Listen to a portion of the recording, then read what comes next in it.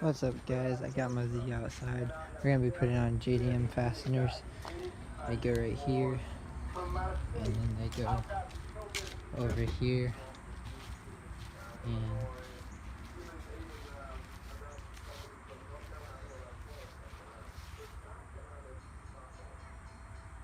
I know these wheels are really old, but I low-key like the setup.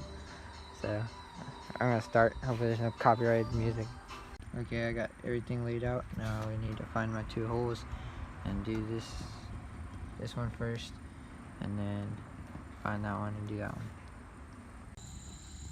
Okay, we got this one done. Now do the other side.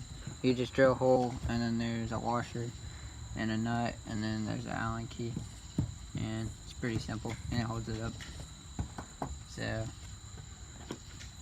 try to.